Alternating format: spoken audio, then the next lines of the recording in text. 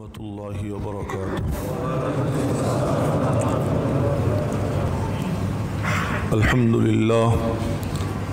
الحمد لله نحمده ونستعينه ونستغفره ونؤمن به ونتوكل عليه ونعوذ بالله من شرور أنفسنا ومن سيئات أعمالنا من يهده الله فلا مضل له ومن يضلله فلا هادي له ونشهد أن لا إله إلا الله وحده لا شريك له ونشهد أن سيدنا وسندنا ونبينا وحبيب ربنا وطبيب قلوبنا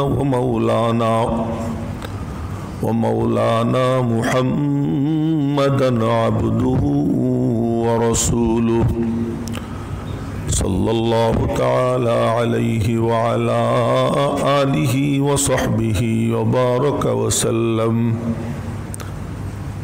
وبارك وسلم تسليما كثيرا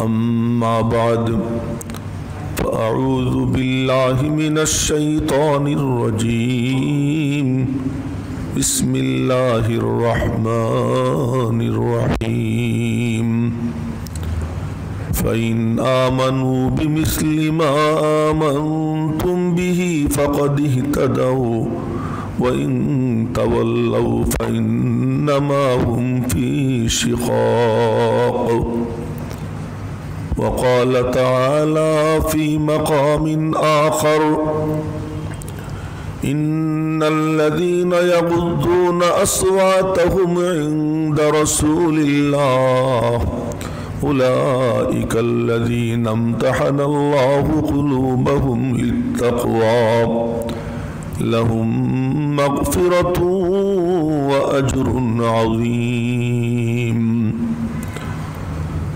آمنت بالله صدق الله مولانا العلي العظيم وصدق رسوله النبي الأمي الكريم ونحن على ذلك لمن الشاهدين والشاكرين محترم হাজিরিন বৃষ্টি স্নাত দিন এই জাতীয় দিনের ব্যাপারেই আমরা করোনা ভাইরাসের সময় শুনেছিলাম যে বৃষ্টির সময় নবীজি বলছেন আল্লাহ সাল্লু ফির রিহাল তোমরা যার যার কাজওয়ায় যার যার অবস্থানে নামাজ পড়ো এখন আর সম্মিলিত জামাত হবে না কেন পুরো মাঠ কাদা হয়ে গেছে দাঁড়ানোর জায়গা নাই তখনকার জন্য ওজর ছিল কেন তখন তো খোলা আকাশের নিচে আর মসজিদ হলেও সে মসজিদ তো এরকম কোনো পাকা কিছু ছিল না আর খেজুরের পাতার ছাউনি ছিল বৃষ্টি হলে পুরো মসজিদ ভিজে যেত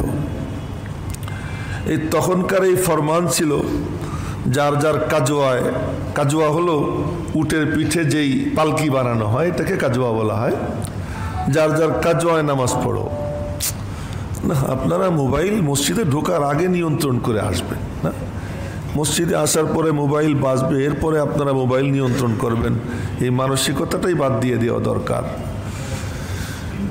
তো বলতেছিলাম যে আজকের দিন ওইরকম দিন এই দিনে যারা মসজিদে কষ্ট করে আসেন তো আল্লাহ পাক রব্বুল আলামিন কোনো সন্দেহ নাই যে তাদেরকে ডবল বিনিময় দান করবেন এই দিবসটা এমন দিবস আর এই মসজিদের মুসল্লিরা আসেন সাধারণত দূর থেকে এই মহল্লার মুসল্লি অনেক কম দূর দূরান্ত থেকে আসেন আমি আর কি মাঝে মাঝে বলি যে এই মসজিদের মতো এত ছোট মহল্লা আর কোনো মসজিদে আছে কিনা আমার জানা নেই একেবারেই হাতে গোনা কয়েকটা বাড়ি কিন্তু দূর দূরান্ত থেকে মুসল্লি আসেন এজন্য বৃষ্টি হলে তাদের আশাটা খুব কঠিন হয়ে যায় তো আল্লাহ পাক যেন যারা আসতেছেন তাদেরকে যেন সহজে পৌঁছবার তৌফিক দান করেন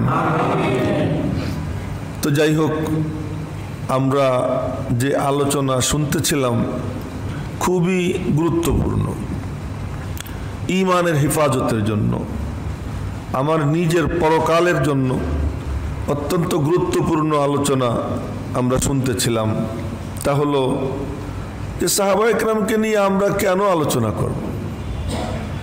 আমার প্রশ্ন হলো, আলোচনা কেন করব না? যদি কেউ এই প্রশ্ন করে যে কেন আলোচনা করব তাদেরকে নিয়ে, দরকারটা কি, আমি বলবো করব না কেন, যাদের আলোচনা স্বয়ং আল্লাহ করেছেন, এবং এক দুই জায়গায় না। কোরআন শরীফ খুলবেন আপনারা দেখবেন ভুরি ভুরি জায়গায় আল্লাহ পাক রব্বুল আলামিন সাহাবা ইকরামের প্রশংসায় কোরআনে কারীমের আয়াত নাজিল করেছেন। একটা দুইটা জায়গা না, প্রথম পারার 20 পৃষ্ঠায় আল্লাহ পাক বলেন, ফাইন আমানু বিমিসলি মা আমানতুম বিহি, যে ওরা হলো মডেল, তোমরা যদি ওদের মতো ঈমান আনো। বলতেছেন কে? আল্লাহ। তাদের ঈমানের মতো ঈমান। তো ঈমানের ক্ষেত্রে তাদেরকে আল্লাহ পাক আইডল বানাইছে, মডেল বানাইছে। আর মডেল তারা হবেন না কেন?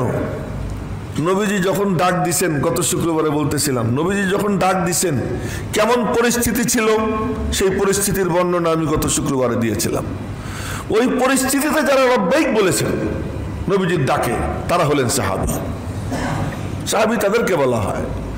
নবীজি ইমামত করতেন, তার পিছনে ইক্তাদাইতু বিহাযাল ইমাম বলে যারা দাঁড়াইতেন তারা কারা ছিলেন? সাহাবী।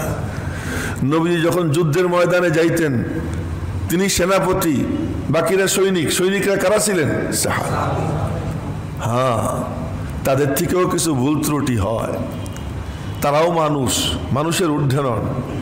কিন্তু ভুল ত্রুটি হলেও কথার কথা, আপনাদের সাথে আমার সম্পর্ক দীর্ঘ 30 বছরের। এই 30 বছরের সম্পর্ক, যারা 30 বছরের শুরুর থেকে এখানে মুসল্লি আছেন, ওই সমস্ত লোকজন, বা 25 বছর 20 বছর তাদের সাথে আমি কাটাইতেছি। এখন যদি হঠাৎ করে আমি কোনো একটা উল্টাপাল্টা করে ফেলি, তো তারা কি মনে মনে বলবে যে এতদিন কত সুন্দর সৌজন্যমূলক আচরণ করত লোকটা, হঠাৎ করে একটা উল্টাপাল্টা করে ফেলছে, আচ্ছা এটা আমি চাপা দিয়ে দিই। এটা হলো মানবতা, এটা হলো ভদ্রতা, এটা হলো সৌজন্যতা। যে দীর্ঘ 25 বছর তার সঙ্গে কাটাইতেছি, তার মধ্যে হঠাৎ করে দুই একটু ভুল হইলে ওই ভুলটা আমরা চাপা দেব। ও ভাই, সাহাবা ইকরাম দ্বীনের জন্য এত কোরবানি, এত কোরবানি, এত কোরবানি দিয়েছেন যে আজ আমরা কালিমা পাইছি তাদের কোরবানির বরকতে। নাহলে আমরাও ইহুদি খ্রিস্টানদের মতো হইতাম, আমরাও হিন্দুই থেকে যেতাম, আমরা ইসলামের ছায়াতলে আশ্রয় নিতে পারতাম না। তারা এই কোরবানি দিয়েছেন, এবং এই কোরবানি দেওয়ার কারণে আল্লাহ পাক রব্বুল আলামিন তাদেরকে কেমন মূল্যায়ন করেছেন দেখেন তো। ভুল কারো থেকে হয়ে গেছে, হওয়ার পরে আল্লাহ পাকের আচরণটা কি দেখেন। ফাতহে মক্কার সময় রাসূল সাল্লাল্লাহু আলাইহি ওয়াসাল্লাম সিদ্ধান্ত নিলেন মক্কা বিজয়ের জন্য রওনা হবেন, এবং সাহাবীদেরকে বলে দিলেন, হাজার হাজার সাহাবী, তাদেরকে বলে দিলেন খবরদার এই সিদ্ধান্ত যেন বাইরে না যায়। আমরা কিতাবে পাই, সিররুকা মা বাইনা ইসনাইনি সিররুন ওয়া সিররুস সালাসাতি গায়রুল খাফি। তোমার গোপন কথা এটা মানে কতক্ষণ পর্যন্ত গোপন থাকবে? মা কানা বাইনা ইসনাইন, যতক্ষণ পর্যন্ত 2 জনের মধ্যে থাকবে অতক্ষণ গোপন। আর 3 জন যখন হয়ে যাবে আর এটাতে গোপন রাখা যাবে না। গোপন রাখতে হলে কি সর্বোচ্চ 2 জন। আচ্ছা, আর সেখানে নবীজির সামনে হাজার হাজার সাহাবী, খবরদার সংবাদ যেন বাইরে না যায়। বাইরে যায়ও নেই, বাইরে সংবাদ যায়ও নেই, সবাই চাইবা রাখছেন। এক সাহাবী উনি কি করছেন, একটা চিঠি লিখছেন, ওই চিঠি দিচ্ছেন একটা মহিলার কাছে। ওই মহিলা, সে তার মানে বেনি বইটা, ওই বেনির মধ্যে ওই চিঠিতে লুকাইছে, লুকাই ওই চিঠি নিয়ে রওনা হয়ে গেছে মক্কার মুশরিকদের উদ্দেশ্যে। এটা সহিহ বুখারী শরীফের হাদিস, এটা নিয়ে রওনা হয়েছে। তো যখন কেউ কিছু করে, উল্টাপাল্টা করে, সব দিক চোখ থাকলে কি আর উল্টাপাল্টা করতে পারে? তার কারণ সাহাবীর তো এই একই নিশ্চয়ই আছে যে আমি যা করতেছি আল্লাহ দেখতেছেন, আর আল্লাহ পাক রব্বুল আলামিন, জিবরাইল তো সবসময় রেডি আছে, একদম লেটেস্ট খবরটা নবীজির কাছে পৌঁছে দেওয়ার জন্য জিবরাইল প্রস্তুত। তো আমি এতে যে সফল হব না এটা ওনার একই, কিন্তু ওই টাইমে ভুলে যায়। যখন মানুষ ভুল করে তখন সব দিকে তার চোখ থাকে না। কথা প্রসঙ্গে মনে পড়ে গেল, আর একদিন শুনেছিলাম যে সুলাইমান আলাইহিস সালাম যখন লম্বা সফরে রওনা হবেন, তো সফর সঙ্গী কারে কারে নেওয়া যায়, সব আইটেমের মানুষ, সমস্ত যোগ্যতা সম্পন্ন লোক, ইঞ্জিনিয়ার, ডাক্তার, এরপরে আপনার অন্য অন্য, তো আরও কিছু কাজকর্ম করা লাগে। তো পাকপাখালির মধ্যে কার কি যোগ্যতা আছে, সামনে কার কে কোন কাজে লাগবে, তো তাদের সাথেও গল্প সল্প করলেন। আর কোরআনে কারীমের আয়াত পড়ে দেখবেন, ওয়াউল্লিমনা মানতিকাত তাইর, আল্লাহ পাক আমাকে পাখিদের সঙ্গে কথাবার্তা বলার মতো যোগ্যতা দান করে দিয়েছেন। সুলাইমান আলাইহিস সালাম কথা বলতেন। তো এখন পাখিরে জিজ্ঞেস করছেন হুদহুদকে, হুদহুদ তোমার এমন কি যোগ্যতা আছে? তো হুদহুদ বলে যে আমার যোগ্যতা হলো আমি যখন উপরে উঠতে থাকি, নিচের দিকে তাকাইলে মাটির কতটুকু নিচে কোন স্তরে পানি আছে আমি বুঝতে পারি। হুদহুদ বলছে। সুলাইমান আলাইহিস সালাম বললেন, এমন যোগ্যতা যার, তারে কেন সাথে নিব না, চলো তুমি ও সিংহাসনে ওঠো। ও সিংহাসনে উঠছে, কাউয়া এসে বলে ও মিশা কথা বলছে, হুদহুদ মৃত্যু। কেন? ও যদি এই মাটির নিচে কোন স্তরে পানি আছে এই যদি ও জানবে, তাহলে এই যে জাল বিছাই যে ওর জন্য ফাঁদ পাতে, ও জালে আটকায় কেন? অথচ অহরহ হুদহুদ পাখি জালে আটকে যায়, এ মিথ্যে কথা বলছে। সুলাইমান আলাইহিস সালাম ডাক দিলেন, হুদহুদ। জি হযরত। তুমি বলে মিথ্যা বলছো? কেন? তুমি যদি এত গভীরে দেখবা তা জালে আটকাও কেন? ওই যে কাউয়া নালিশ করলো। হুদহুদ বলল যে আমি মাটির নিচের গভীরে স্তরে পানি ঠিকই দেখি, কিন্তু তকদিরের কাছে আমি মজবুর, জালের কাছে আমি অচল হয়ে যাই। আমার যে যোগ্যতা, এই যোগ্যতাটা জাল দেখতে আমি সক্ষম হই না, আল্লাহ পাকের তকদিরের কাছে আমি মজবুর, এটা আমার কোনো কিছু করার নাই। সুলাইমান আলাইহিস সালাম বললেন, তুমি সঠিক বলছো, যা কাউয়া তুই বের হয়ে যা। তকদিরের কাছে মজবুর হয়ে যায়। বড় বড় যোগ্য লোক ভুল করে বসে কেন? তাকদীরের কাছে মজবুর হয়ে যায়, আল্লাহ পাকের ফয়সালা। নাহলে আপনারা দেখবেন অনেক বড় বড় জ্ঞানী মানুষ উল্টা পাল্টা কাম করে ফেলায়। এক লোক 3 দিনে হাফেজ হয়েছিল, 3 দিনে হাফেজ হয়েছে। তার মানে বড় আলেম, বড় মুহাদ্দিস, ওয়াজ করেন, জুমার খুতবা দেন। তো একদিন মানুষে বলা বলি করছে, এত বড় আলেম কিন্তু হাফেজ না। এটা শোনার পরে মনে মনে সিদ্ধান্ত নিচ্ছে হাফেজ হব। এরপরে গিয়ে পড়তে শুরু করছে, তো 3 দিনে হাফেজ হয়ে গেছে। এই আল্লাহর বান্দা, বড় আলেম, বড় বক্তা, বড় বিচক্ষণ জ্ঞানী।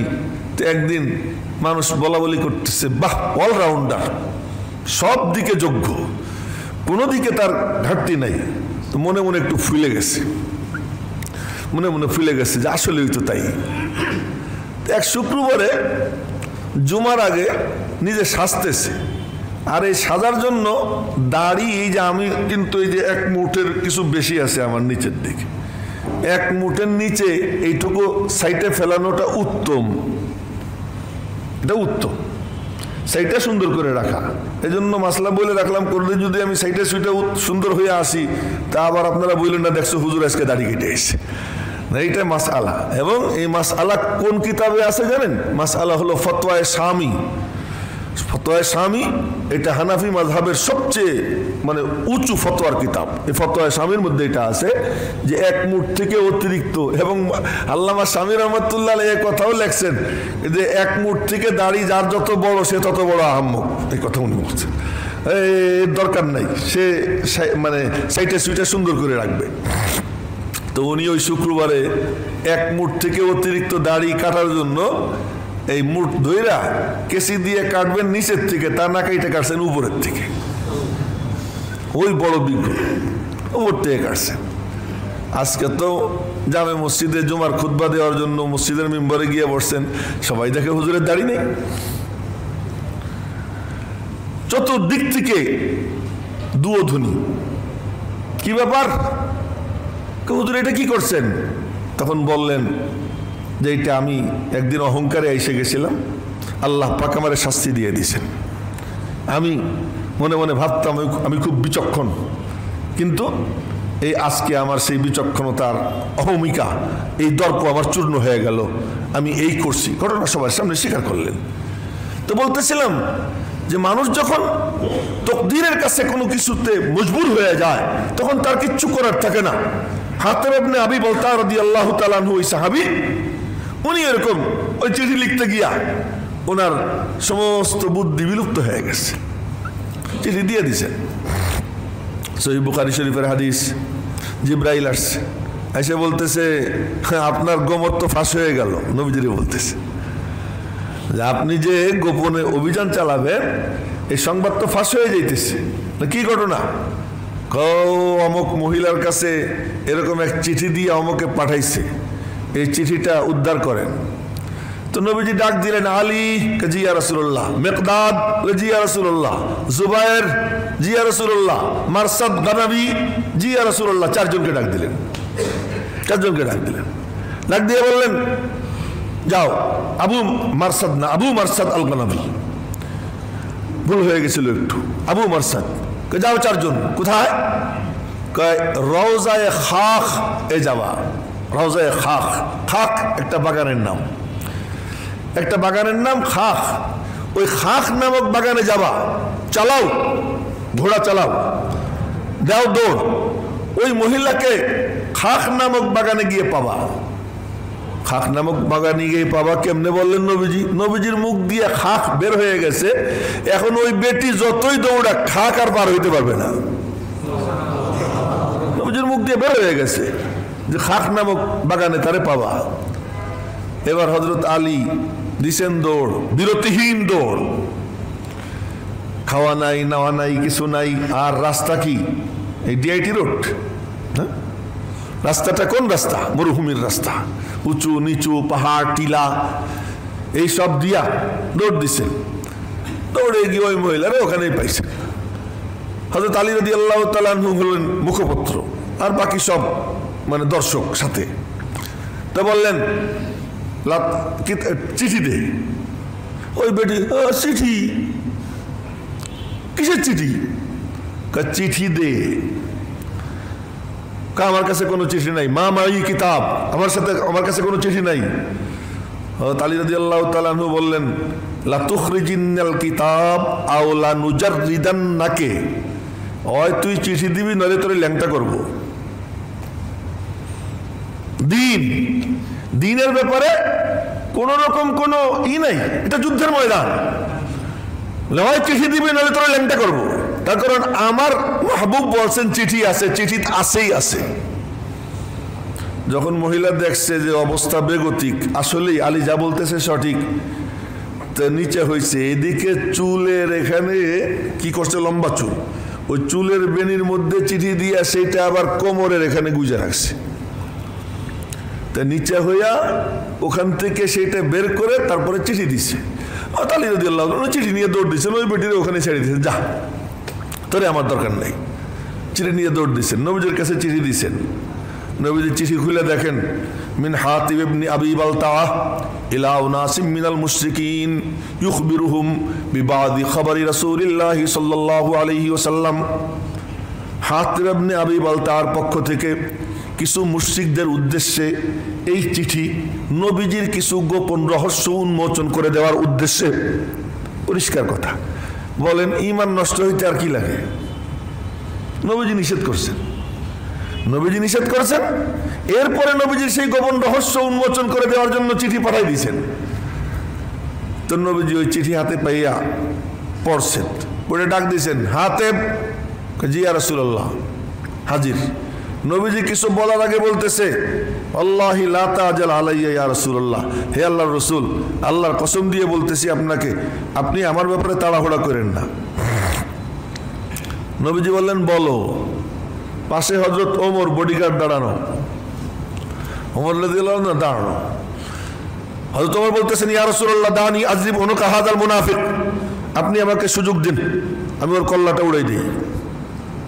নবীজি বললেন, ওমর থামো, হাতেব তুমি বলো। হাতেব বলতেছেন, ইয়া রাসূলুল্লাহ, এই যে আবু বকর, ওমর, উসমান যারা আছে এরা সবাই মক্কার স্থায়ী বাসিন্দা, আর আমি তো অনেক দূর থেকে আইসা মক্কায় অবস্থান করতেছিলাম। আবার কোনো আপনজন বলতে কেউ নাই, খ্যাতি গোষ্ঠীর কেউ নাই।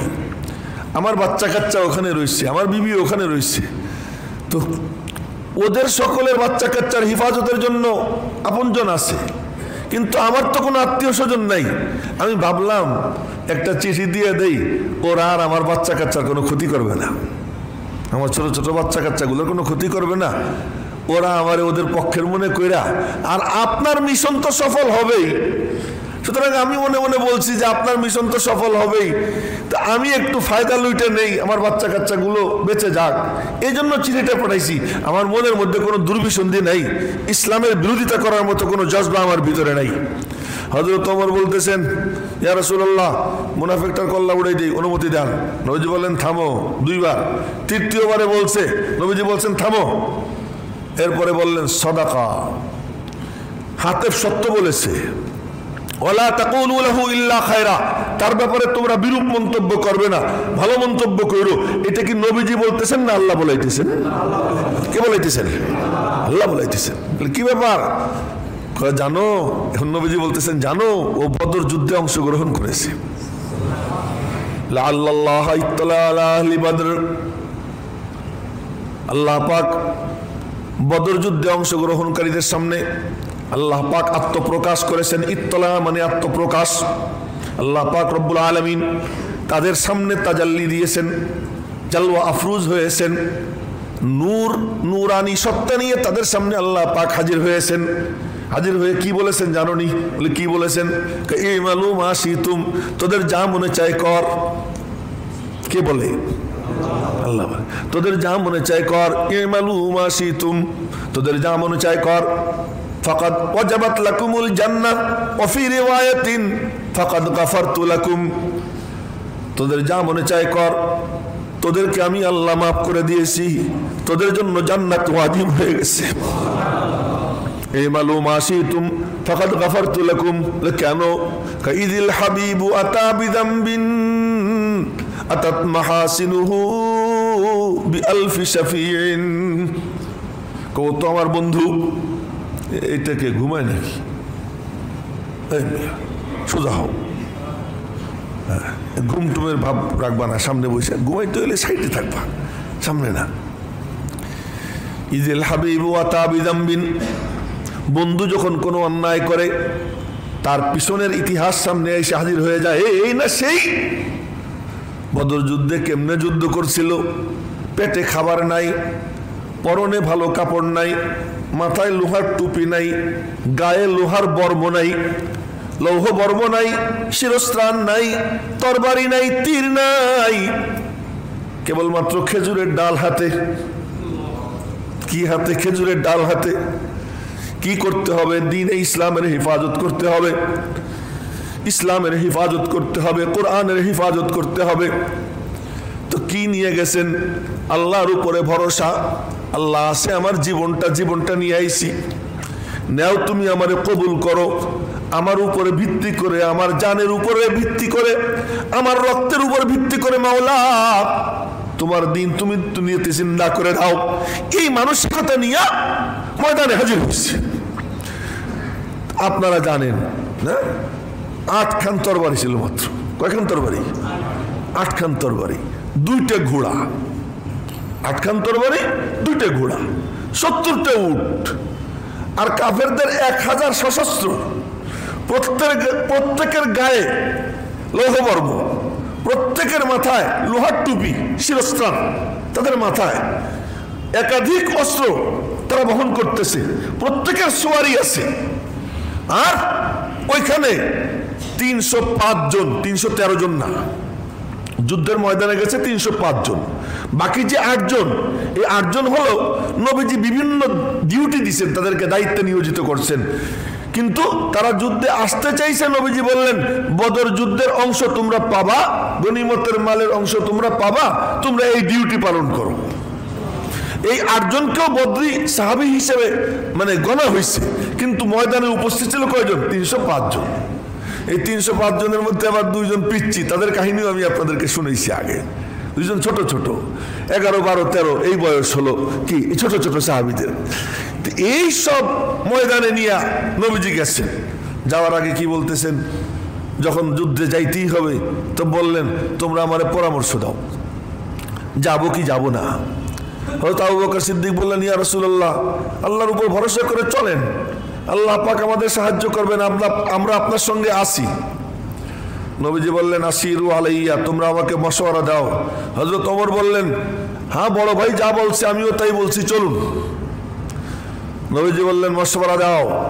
হযরত মিকদাদ ইবনে আসওয়াদ আল কিন্দি আল কুরাইশি, হযরত মিকদাদ ইবনে আসওয়াদ আল কিন্দি আল কুরাইশি, কিন্দি বংশের, আর কুরাইশ হলো তার মানে উঁচু পুরুষ, আর কিন্দি এটা বিশেষ ছোট যে শাখা বংশ। তিনি দাঁড়াইলেন, তিনি দাঁড়ায় বললেন ইয়া রাসূলুল্লাহ, এত পরামর্শ কেন চাইতেছেন? এত পরামর্শের কি দরকার? আপনি কি ভয় পাইতেছেন? আপনি কি মনে করছেন আমরা বুঝি মুসার বনি ইসরাইলের মতো? বনি ইসরাইল মুসা আলাইহিস সালামকে বলছিল ইযহাব আনতা ওয়া রাব্বুক, যান আপনি আর আপনার রব গিয়ে যুদ্ধ করেন। ইন্না হাহুনা কাঈদুন, আমরা এখানেই থাকবো। ওই কওমে আমালেকা, ওই বাহিনীর সঙ্গে যুদ্ধ করার সামর্থ্য আমাদের নাই, আপনি আর আপনার আল্লাহ যান।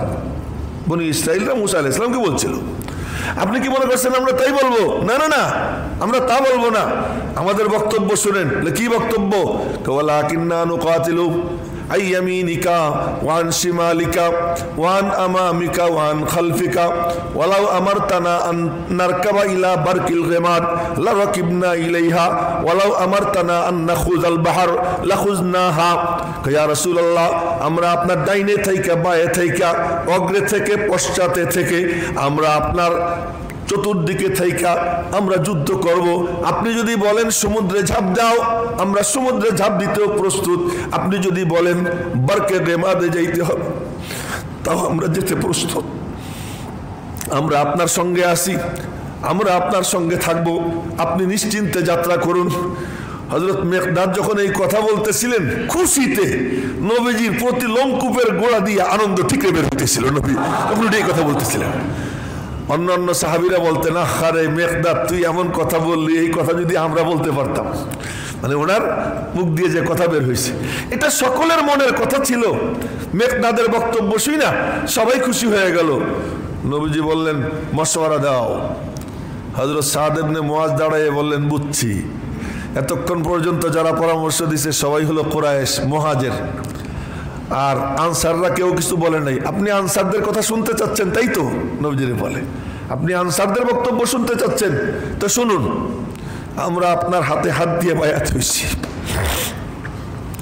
আমরা আপনার হাতে হাত দিয়ে বায়াত হইছি, আমরা আমাদের সবকিছু আপনার জন্য দিয়ে দিছি, আপনি যেখানে নেবেন আমরা সেখানেই আছি। এরপরে নবীজি ময়দানে গেছেন, আর সেই ময়দানের লোকজন সব গিয়ে দেখে ওরা উঁচু জায়গায় এবং শক্ত ভূমি, সবাই খুঁটি গাইড়া তাবু তুবু পাইতা বড় মজা আছে পজিশন নিয়ে নিছে। আর নবীজি গেছেন সাহাবা ইকরামকে নিয়ে বালুময় ভূমি, নিচু ভূমি এবং বালুময় ভূমি। খুঁটি গাড়তে গেলে খুঁটি গাড়ে না, তাবু টানাইতে পারেন না, কি এক প্রতিকূল অবস্থা। নবীজি বললেন আল্লাহ সাহায্য করবো না, নুসরত করবো না, মদত করবো না?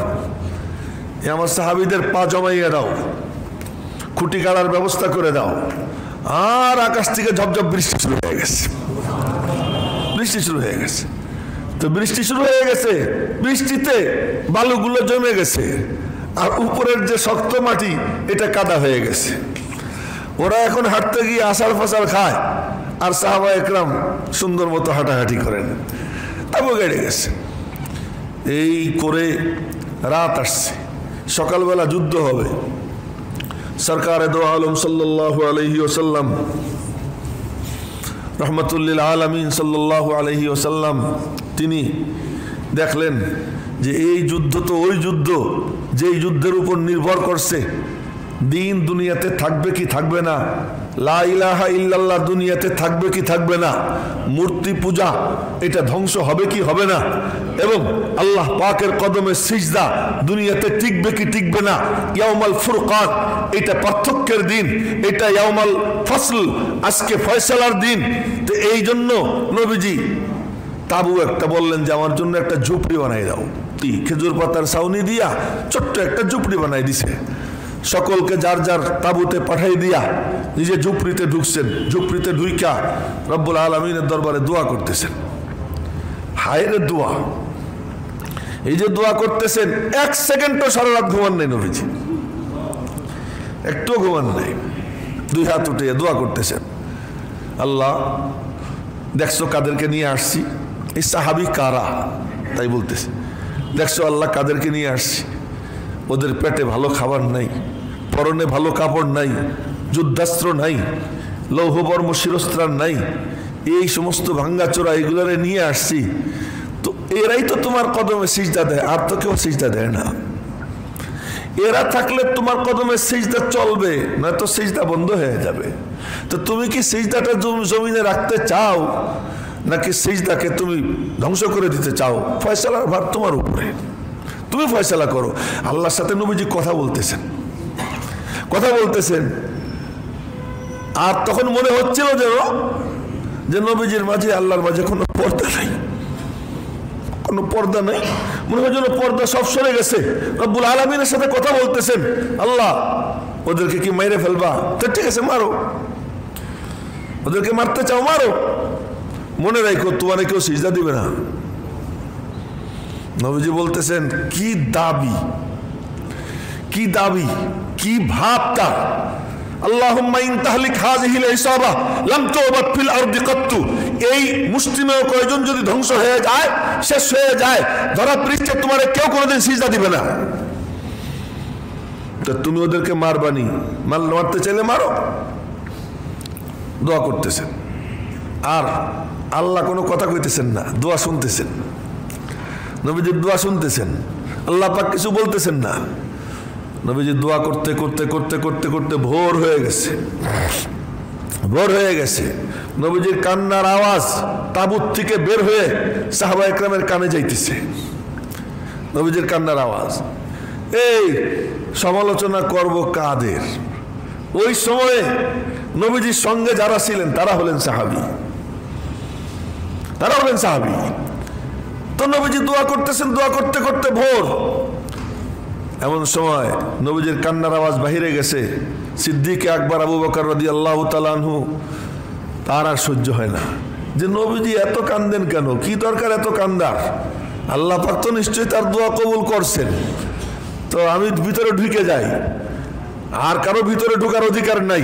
নবীজির গর্তে ঢোকার সময় আবু বকর, নবীজির ঝুপড়িতে ঢোকার সময় আবু বকর, নবীজির মেহরাবে দাঁড়ানোর জন্য আবু বকর, নবীজির মিম্বরে বসার জন্য আবু বকর। তো নবীজির জন্য আবু বকর কেমন? আবু বকর সিদ্দিক রাদিয়াল্লাহু তাআলা আনহু ঝুপড়ির মধ্যে ঢুকে গেছেন, অনুমতির দরকার নেই, পিছন থেকে ঢুইকা নবীজিকে জড়াই ধরছেন, পিছন থেকে জড়াই ধরছেন, জড়াই ধরে বলতেছেন হাসবুকা ইয়া রাসূলুল্লাহ, যথেষ্ট হয়ে গেছে হে আল্লাহর রাসূল, কাফা কামুনা সাদাতুকা রব্বাক, আপনার রব্বের সঙ্গে আপনার ঝগড়ার আর দরকার নাই, আর ঝগড়ার প্রয়োজন নাই। আমাদের ইয়াকিন হয়ে গেছে মাওলা নুসরত নাজিল করবে, মদদ নাজিল করবে। আপনি হাত নামান, চোখের পানি মুছেন। নবীজিকে পিছন থেকে জড়াইয়া ধরছে। এরপর নবীজি বের হয়ে আসেন। বের হয়ে আয়েশা এখন নামাজ কালাম আদায় করেন, সাহাবা একরামকে সাথে নিয়ে। লাঠি মোবারক হাতে নেন। নবীজির হাতে সবসময় একটা লাঠি থাকতো, কোনো সময় খেজুরের ডাল, কোনো সময় অন্য কোনো কিছু, যে কোনো একটা লাঠি নবীজির হাতে থাকতো। তো লাঠি হাতে নিয়ে বের হয়েছেন। বের হয়ে বলতেছেন এই তোরা আমার সাথে আয়, সব সাহাবীরা সাথে। এই ঠিক এই জায়গাটায় আবু জেহেল মরে পড়ে থাকবে বলতেছে, এখানে উমাইয়া মরে পড়ে থাকবে, এখানে উতবা মরে পড়ে থাকবে, এখানে সাইবা মরে পড়ে থাকবে, এখানে অলিদ মরে পড়ে থাকবে, এরকম এক একজনের নাম নিয়ে নিয়া নবীজি জায়গা চিহ্নিত করতেছেন। আর সাহাবা একরাম ওই জায়গা খুব মনোযোগ দিয়ে দেখতেছেন। হযরত আব্দুল্লাহ ইবনে মাসউদ রাদিয়াল্লাহু তাআলা আনহু বলেন, যুদ্ধের শেষে আমি ময়দান ঘুরে ঘুরে দেখি, আল্লাহর কসম, নবীজি যার নাম যেই জায়গা চিহ্নিত করে উচ্চারণ করেছেন ওর থেকে 1 ইঞ্চিও এদিক সেদিক হয় নাই। ওই কমিনা ওইখানেই পড়ে রয়েছে, ওখানেই পড়ে রয়েছে। এই ময়দানে যারা অংশগ্রহণ করছে তাদের মধ্যে একজনকে হাতেব ইবনে আবি বালতাআ, আজকে সে এমন চিঠি দিছে, তার বিশেষ দুর্বলতা, তার বাচ্চা কাচ্চার ভালোবাসায়, ইন্নামা আমওয়ালুকুম ওয়া আওলাদুকুম ফিতনা, আল্লাহ পাক বলে দিয়েছেন সন্তান সন্ততি এটা তোমার জন্য মহা পরীক্ষা, এরা ফিতনায় ফেলবে, ফিতনায় বেচারা পড়ে গেছে, কিন্তু আমি আল্লাহ ওর পিছনের ইতিহাস ভুলবো না। ওর পিছনের ইতিহাস আছে, সেই ইতিহাস স্মরণ করে রব্বুল আলামিনের পক্ষ থেকে বলা হইতেছে, ও যা করছে ওর নিয়ত ভালো আছে, ওর কলবের মধ্যে কোনো আবর্জনা নাই, আমি আল্লাহ ওরে আগেই মাফ করে দিছি।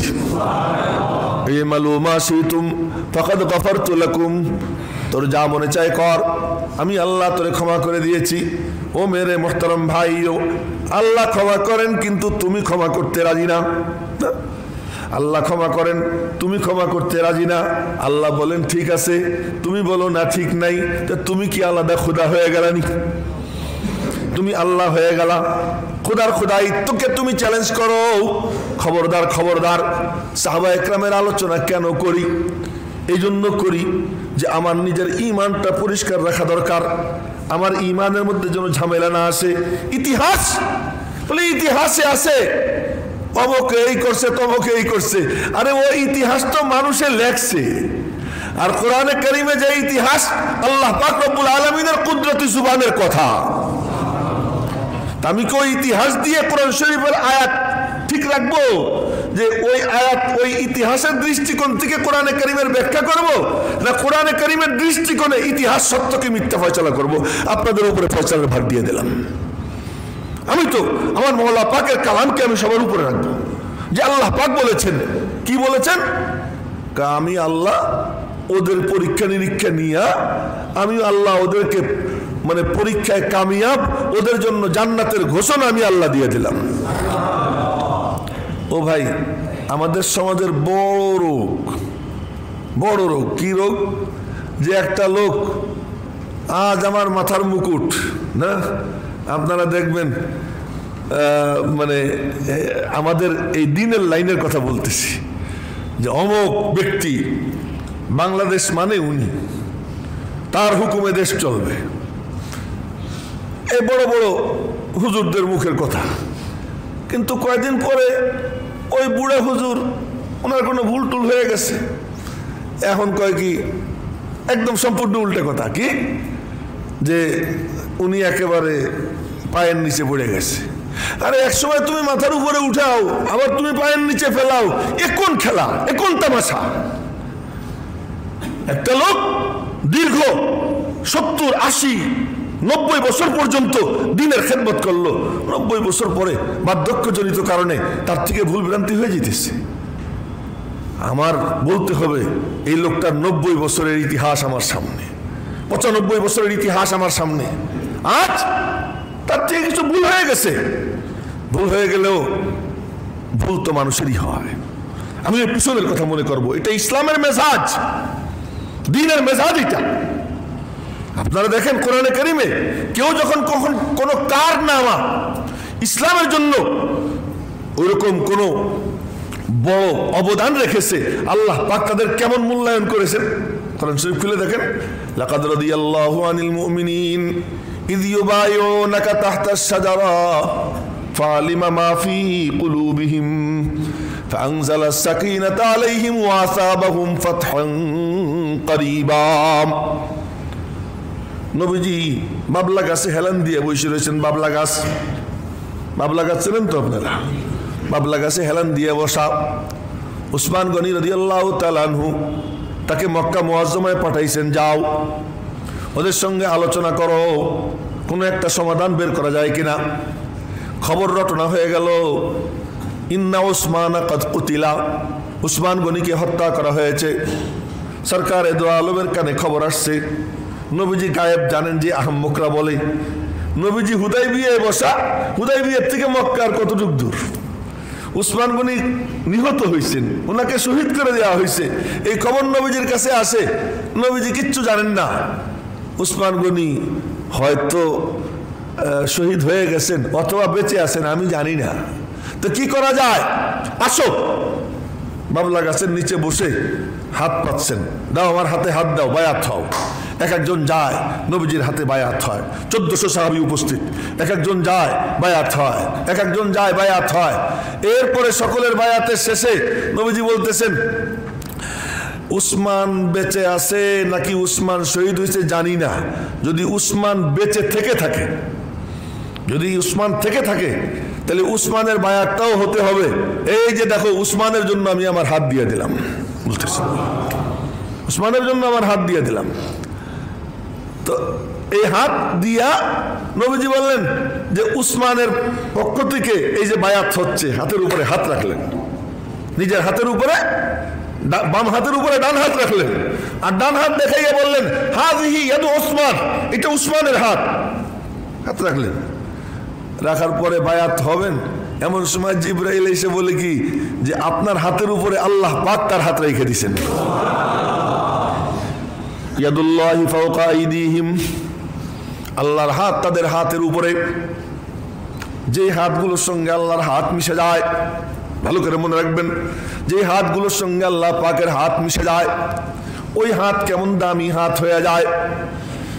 নবীজির হাত, যা নামে হাত ঘোষণা হয় যে উসমানের জন্য আমি আমার হাত বরাদ্দ করলাম। তো এবার আল্লাহ পাক কি বলেন, এমন সুন্দর কাম তোমরা করতেছো দ্বীনের হেফাজতের জন্য, যাও। লাকাদ রাদিয়াল্লাহু আনিল মুমিনিন ইয ইউবাইউনাকা তাহতাশ শাজারা ফালিমা মা ফি কুলুবিহিম। যখন তোমার হাতে হাত দিয়ে তারা বায়াত হচ্ছে, আমি আল্লাহ এই সমস্ত মুমিনদের উপর তখনই রাজি হয়ে গেলাম। রাজি হয় কে? এখন আমি আজকে 1500 বছর পরে এসে আমি বলি কি না, আমি রাজি না। আল্লাহ তুমি রাজি হইতে পারো, তুমি তো ঠিক মতো চেনো না কে কেমন। কত বড় বেয়াদব, কত বড় গুস্তাখ যে আল্লাহ পাক চেনেন না, তুই চিনিস, কমি না কম বক্ত থাকার। গালাগাল দেই, সব পাই। এমনি সময় আলহামদুলিল্লাহ গালি টালি দেই না।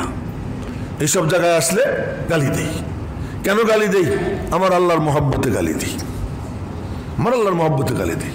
আল্লাহর সাথে গুস্তাখি করবে আর আমি তারে চুমু খাবো, আমি তারে নাচাবো, মাথায় তুলবো, হইতে পারে না মেরে মোহতারম ভাইও। তো পরিষ্কার কথা, তাহলে এই সাহাবা একরামের ব্যাপারে আমার মনোভাব থাকবে। কি মনোভাব?